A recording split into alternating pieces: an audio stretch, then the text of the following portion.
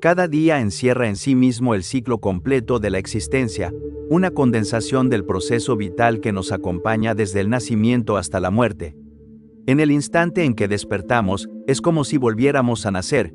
El momento en que nos levantamos y damos los primeros pasos del día, simboliza la infancia y la juventud, con la promesa de lo que está por venir.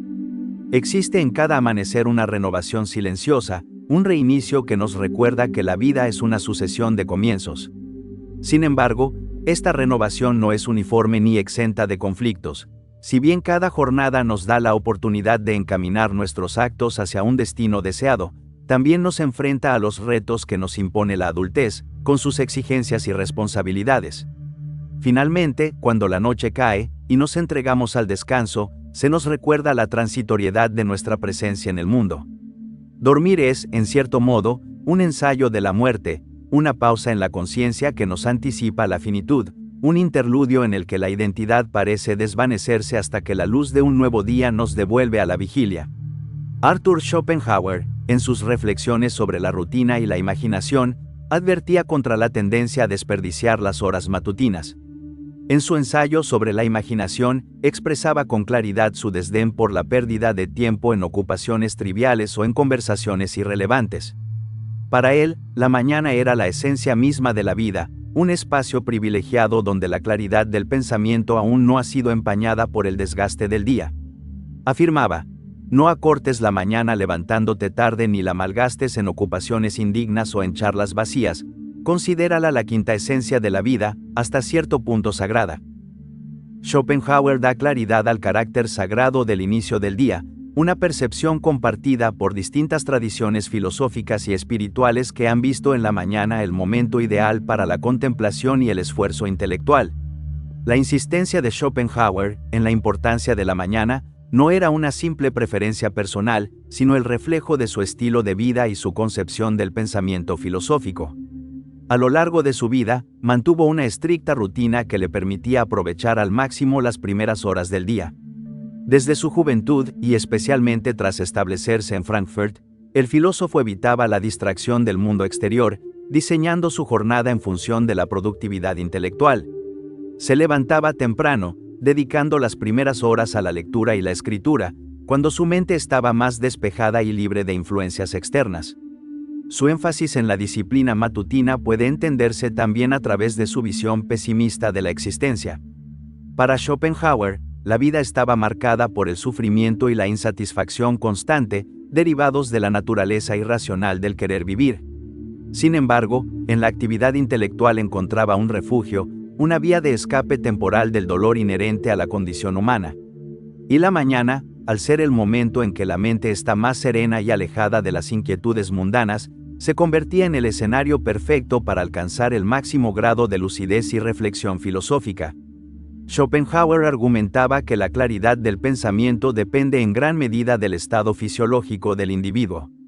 Durante la mañana, el cerebro aún no ha sido agotado por el cúmulo de estímulos, preocupaciones y fatigas que se acumulan a lo largo del día. Él sugiere que el intelecto opera con mayor precisión cuando se encuentra en un estado de calma, algo que solo es posible al despertar, antes de que la realidad y sus tribulaciones se impongan con toda su carga.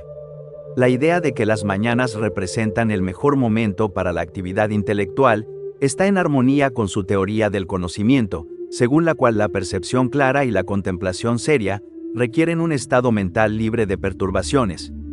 Schopenhauer no solo defendía el aprovechamiento de las primeras horas del día, sino que él mismo estructuraba su rutina en torno a este principio. Desayunaba de manera ligera, evitando cualquier exceso que pudiera entorpecer su concentración, y luego se sumergía en el estudio y la escritura hasta el mediodía. La idea de que la mañana es el mejor momento para el pensamiento ha sido compartida por diversos pensadores a lo largo de la historia. Descartes, por ejemplo, sostenía que el pensamiento claro y distinto, base del conocimiento seguro, se produce cuando la mente está en calma y libre de distracciones, algo que Schopenhauer interpretaba como una confirmación de su propia experiencia con la claridad mental al despertar. Las primeras horas del día, como espacio de pureza intelectual, se convierten en una metáfora de la posibilidad de trascender, aunque sea temporalmente, la vorágine del querer desbordado. Es el único momento del día en que la razón puede reinar sobre el deseo, en que la mente puede alejarse del ruido de la existencia y contemplar la realidad con la serenidad de un espectador desapegado. Para Schopenhauer, entonces, las primeras horas del día son una condición fundamental para el ejercicio filosófico, un refugio contra la entropía de la vida. Marco Aurelio, en sus meditaciones, también enfatizaba la importancia de levantarse temprano y asumir con determinación el deber de vivir. Tal como escribió, por la mañana, cuando te cueste despertarte, ten presente que es conforme a tu naturaleza la acción por la cual fuiste hecho. La lucha entre la inercia del sueño y la responsabilidad del despertar es una manifestación concreta de un conflicto fundamental en la vida humana. El choque entre el deseo de permanecer en el estado de reposo y la exigencia de incorporarse a las normas del mundo social. Cada mañana, el cuerpo experimenta una resistencia natural al movimiento, una inercia fisiológica que, desde el punto de vista neurológico, responde al mantenimiento de los ritmos circadianos y a la economía energética del organismo. Sin embargo, a esa fuerza biológica se le superpone una estructura, la obligación de levantarse, de ser productivo, de cumplir con horarios que rara vez emergen de un deseo personal genuino, sino de una organización social del tiempo. Esta fricción cotidiana es en realidad una microescena del conflicto entre libertad y estructura, entre lo que el cuerpo quiere y lo que la cultura exige. Tal como lo advertía Michel Foucault, las disciplinas modernas no solo moldean nuestras acciones, sino que organizan nuestros tiempos, cuerpos y gestos. Si el inicio del día es el terreno propicio para la claridad y el trabajo, la noche suele ser un campo fértil para la divagación y la angustia. Schopenhauer advertía que los pensamientos nocturnos, lejos de proporcionar una reflexión lúcida sobre nuestra existencia, tienden a deformar la realidad, envolviéndola en una negrura ilusoria que sesga la percepción. En este sentido, decía, la noche da un matiz sombrío a todo, sea lo que sea. No es casualidad que Kierkegaard, en su análisis sobre la desesperación en la enfermedad mortal, asociara la noche con un estado de inquietud existencial, un momento en el que la mente, sin distracciones externas, se enfrenta a sí misma con una intensidad que puede volverse insoportable. Para él, la desesperación era una forma de enfermedad del espíritu, una sensación de ahogo ante la propia existencia que se acentuaba en la soledad de la noche. Esta angustia nocturna es la que lleva a muchas personas a sumirse en pensamientos oscuros, interrogando sus elecciones pasadas y lamentándose por lo que pudo haber sido. No se trata de que la reflexión sobre el pasado sea algo intrínsecamente negativo, más bien la cuestión es el momento en que se realiza. Reflexionar en la noche, cuando la mente está cansada y la percepción se torna sombría, nos conduce inevitablemente a juicios sesgados y autocríticos en exceso. Nietzsche, en Humano, demasiado humano, también advertía sobre el peligro de una introspección excesiva cuando una persona no se encuentra en el momento adecuado, pues ésta puede derivar en un resentimiento hacia la vida misma. Por eso, Schopenhauer recomendaba que, si había algo que debíamos analizar sobre nuestra existencia, si queríamos repensar nuestras decisiones y el rumbo de nuestra vida, debíamos hacerlo por la mañana, cuando la mente está fresca y libre de la melancolía nocturna. En la claridad matutina, las emociones no dominan la razón y se puede evaluar la realidad con mayor lucidez. El amanecer es el tiempo de la creación y del pensamiento ordenado, de la actividad racional en su máxima expresión. Ya Descartes, en su discurso del método, enfatizaba que el pensamiento claro y distinto es la base del conocimiento seguro, y no hay momento más propicio para ello que el comienzo del día, cuando la mente aún no ha sido sobrecargada por las impresiones y las distracciones del mundo. Si queremos comprendernos mejor, si buscamos claridad en nuestras decisiones, si deseamos cultivar la mente y el espíritu, la mejor hora para hacerlo es aquella en la que la luz del día comienza a abrirse paso en el horizonte. Porque como decía Nietzsche, la aurora es para los fuertes, y en ese momento, cuando la noche se disipa y la vida renace, encontramos la oportunidad de tomar el control de nuestro destino.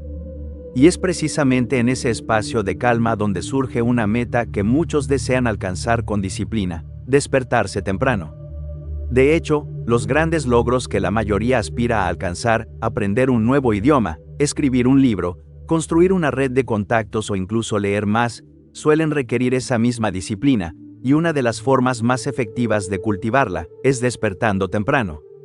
Si consideramos que trabajas, estudias o realizas cualquier otra actividad durante el día, levantarte, por ejemplo, a las 4 de la mañana, te ofrece exactamente 4 horas de tiempo libre antes del inicio de tus obligaciones diarias.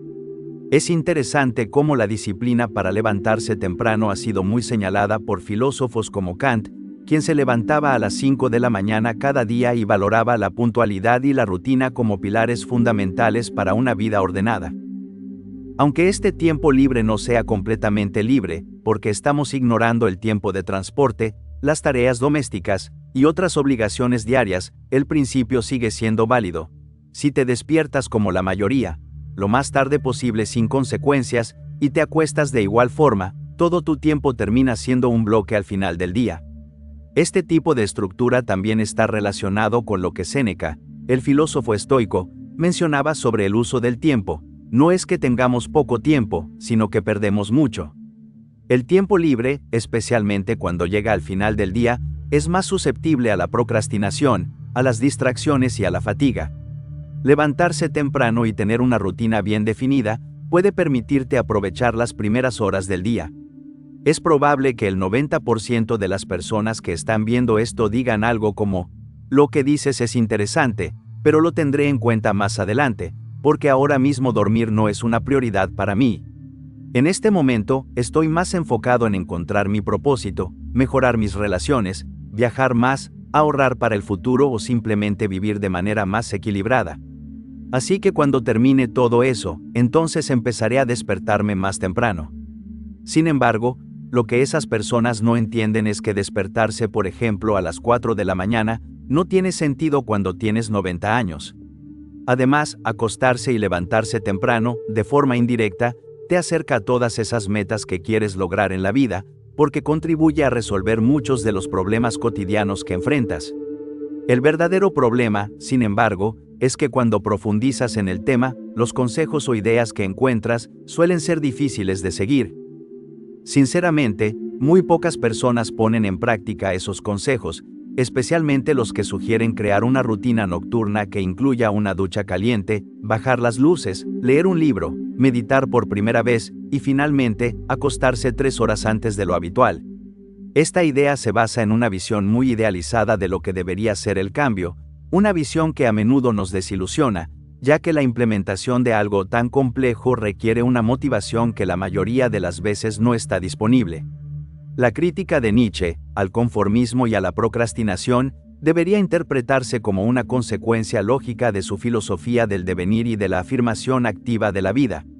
En lugar de buscar una rutina idealizada, lo que Nietzsche valoraba era la capacidad de imponerse una forma, incluso mínima, como acto de voluntad. Durante su estancia en lugares como Sils Maria, en los Alpes suizos, el alemán desarrolló un régimen diario marcado por la repetición de caminatas largas, habitualmente desde las 5 o 6 de la mañana. Este hábito obedecía a una necesidad estructural. El pensamiento, según él, debía estar acompañado por el cuerpo en movimiento. Como anotó en Ecce Homo, las mejores ideas le venían mientras caminaba, y el ritmo del paso era un catalizador para el ritmo del pensamiento.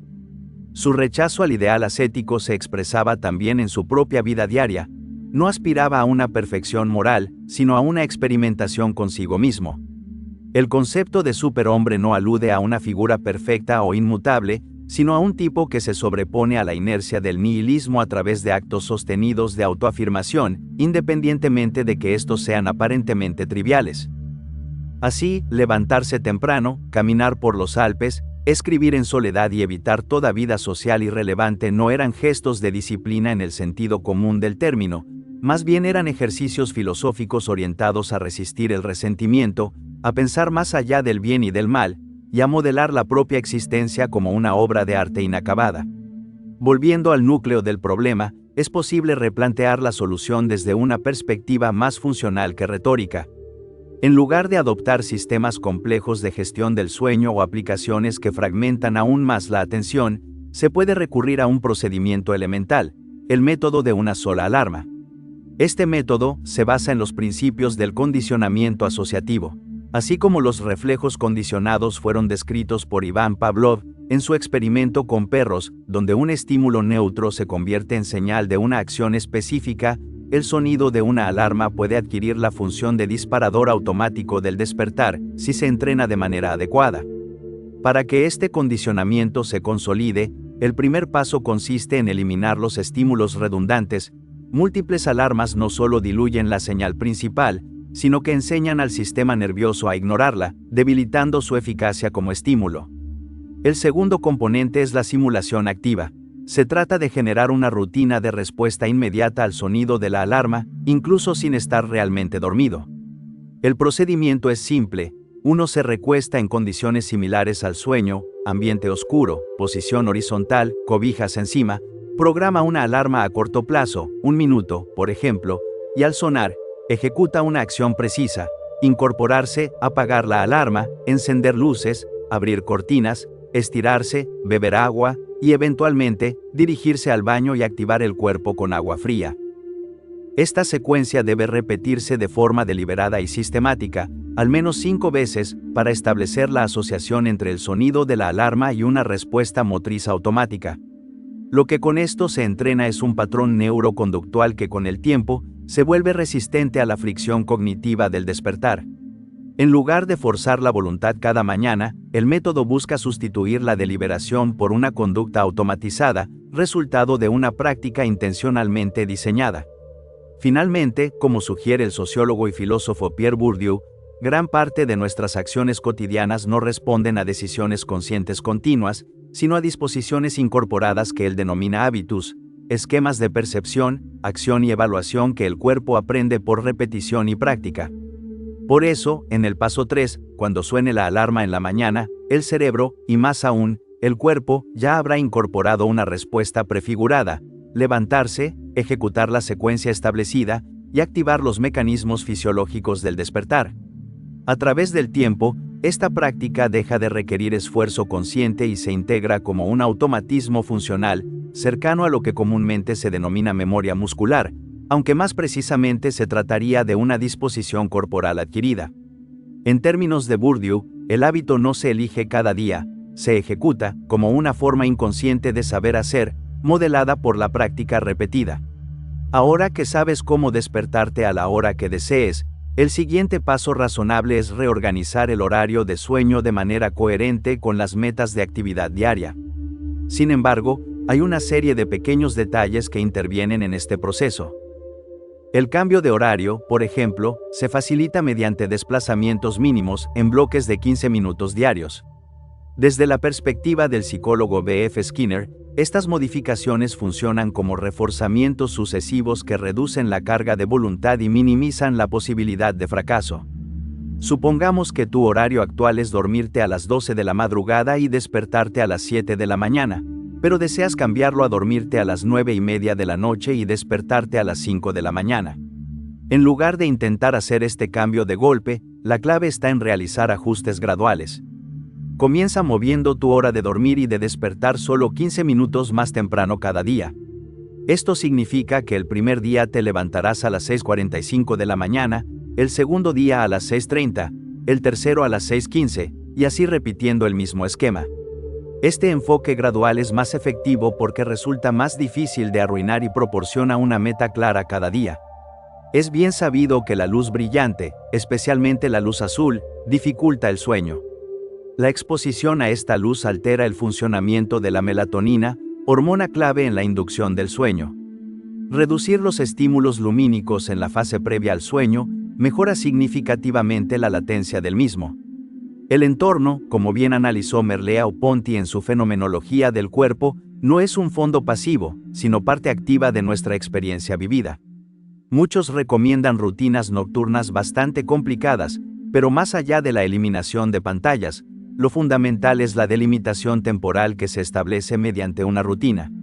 Al dejar de utilizar dispositivos electrónicos 30 minutos antes de dormir, se introduce una ruptura con el flujo constante de estímulos digitales y se marca el ingreso a un estado transicional. Esta estructuración del tiempo subjetivo recuerda a lo que Emile Durkheim observaba en los ritos sociales: no tienen por objetivo una función inmediata, sino el encuadre y la significación de la acción.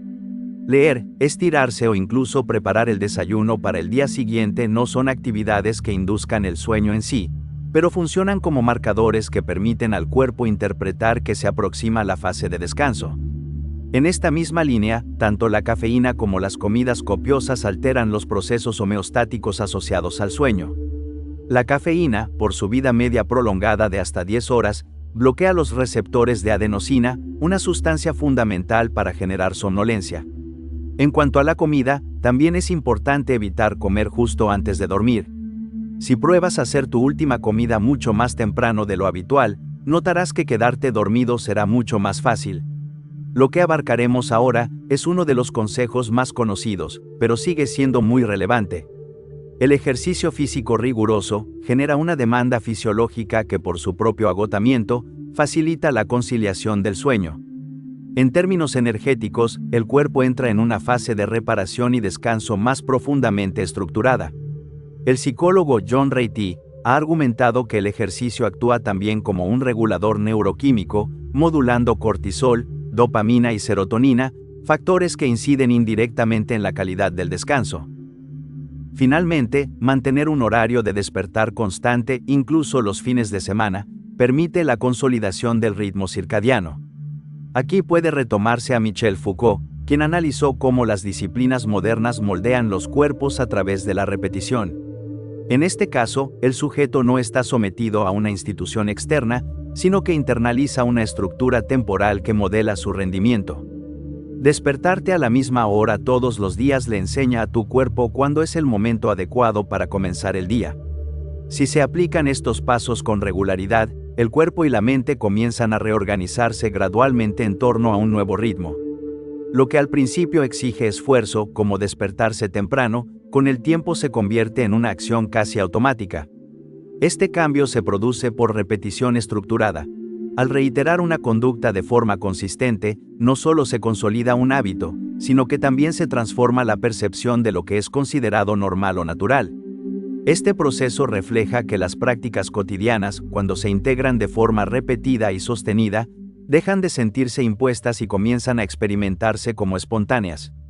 La cultura, en otras palabras, se encarna, moldea el cuerpo, el deseo y la atención, hasta que ya no distinguimos entre lo aprendido y lo propio. Por eso, como señaló Bourdieu, el hábito es lo que permite que lo social se convierta en naturaleza.